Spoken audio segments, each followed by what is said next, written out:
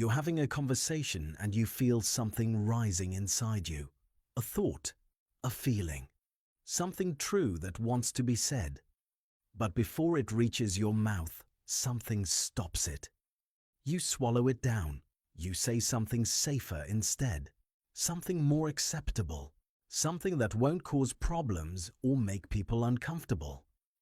And the real thing you wanted to say, it stays inside, joins all the other things you've never said, all the parts of yourself you've learned to keep quiet.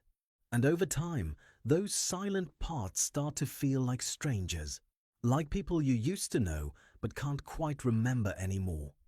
Some people spend their entire lives silencing parts of themselves, editing their truth until what comes out barely resembles what they actually think and feel. But others? They've learned to give voice to what's been silent. They've figured out how to reclaim the parts they learned to hide. So here's what I want to understand. What happens to the parts of you that never got to speak, and what does it take to finally let them be heard? This is the psychology of self-silencing, and understanding it might help you find your way back to yourself. To understand why we silence parts of ourselves, we need to go back to when you first learned what was acceptable and what wasn't.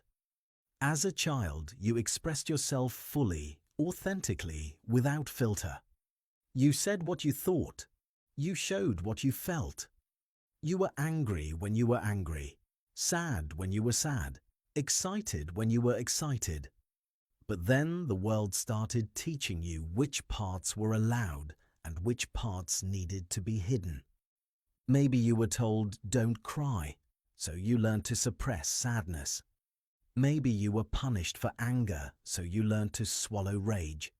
Maybe your joy was too much for people, so you learned to dim your light. Maybe your needs were inconvenient, so you learned not to ask.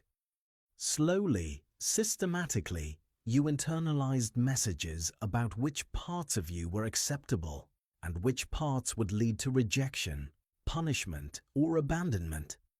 And the parts that weren't acceptable? They didn't disappear. They just went underground. Psychologists call this self-silencing, and it's a survival strategy. In environments where expressing certain parts of yourself is dangerous, suppression makes sense. You're not weak for doing it. You're adaptive. You learn to survive by becoming what others needed you to be. But here's the cost. When you silence parts of yourself long enough, you start to lose access to them. They become so deeply buried that you forget they exist. You become a carefully edited version of yourself, and you call that version me. Think about what happens when you consistently silence your authentic responses. Someone asks your opinion and you say what you think they want to hear instead of what you actually think. Someone hurts you and you smile and say it's fine instead of expressing the hurt. Someone crosses a boundary and you accommodate instead of protecting yourself. You're training yourself to ignore your own internal signals. And over time, those signals get quieter until you genuinely don't know what you think, what you feel, what you want. This connects to what Carl Rogers called conditions of worth. You learned that your worthiness of love was conditional on being a certain way.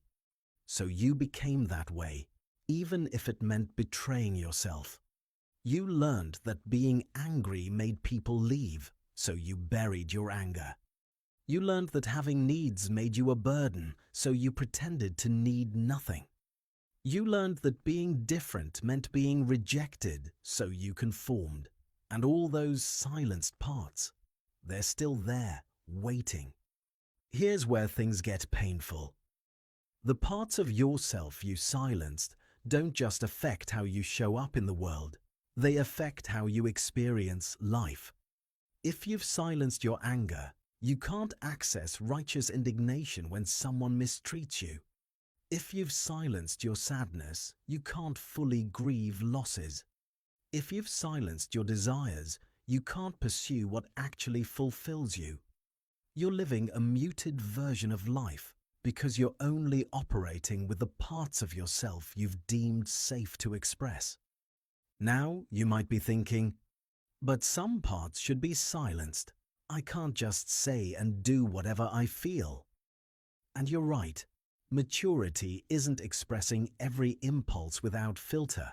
But there's a difference between choosing what to express based on wisdom and automatically suppressing parts of yourself based on childhood conditioning. One is conscious discernment. The other is compulsive self-abandonment. Here's my observation. Modern culture encourages self-silencing in sophisticated ways. We're told to be professional, which often means hiding your humanity. We're told to be positive, which often means suppressing legitimate negative emotions. We're told to be agreeable, which often means not having boundaries. We're rewarded for being easy, for not making waves, for being whatever others need us to be. And we lose ourselves in the process. Social media has made this worse. Now you're not just silencing yourself in real life, you're curating a version of yourself online, only showing the parts that get likes, that fit the algorithm, that won't cause controversy, the parts that are messy, complicated, or real. Those stay hidden, and the more you practice this curation, the more disconnected you become from the full spectrum of who you actually are. But let's talk about people who've learned to reclaim their silenced parts, who've given voice to what's been underground for years. They haven't become reckless or inconsiderate. They've learned something crucial. You can honor all parts of yourself internally while choosing wisely what to express externally. But first, you have to know those parts exist. The first step is noticing when you're self-silencing, when you feel something rise and then push it down, when you think something but say something else, when you want something but pretend you don't. These moments are opportunities.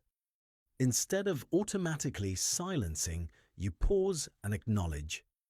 There's a part of me that wants to speak right now. You're not necessarily expressing it yet. You're just noticing it exists. One powerful practice is internal dialoguing. You give voice to the silenced parts in private. Journal what you actually think.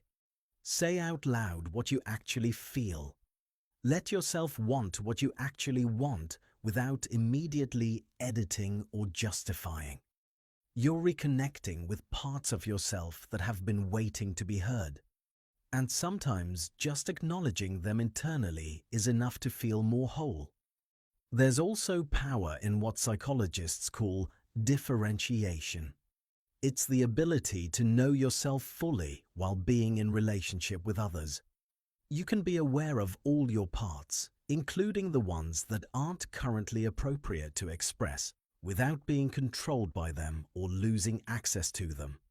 You're not at war with yourself. You're integrated. Breaking free from self-silencing requires grieving. You need to grieve the years you spent hiding, the relationships built on edited versions of yourself, the opportunities you didn't take because you'd silenced the part that wanted them. And you need to grieve the approval you'll lose when you start showing up more authentically. Because not everyone will like the real you. And that's okay. In a world that profits from your self-suppression, that rewards conformity and punishes authenticity, reclaiming your silenced parts is revolutionary. It's refusing to live as an edited version of yourself. It's choosing wholeness over acceptability. So if you've forgotten what you actually think because you've said what others wanted to hear for so long, if you've suppressed your feelings until you're not sure what you feel anymore, if you've silenced your desires until you don't know what you want, know this. Those parts aren't gone. They're just waiting. Waiting to be acknowledged, waiting to be heard, waiting for you to finally let them speak. And you can. Not all at once, not recklessly, but gradually, carefully, you can give them voice again. That's not selfishness. That's coming home to yourself.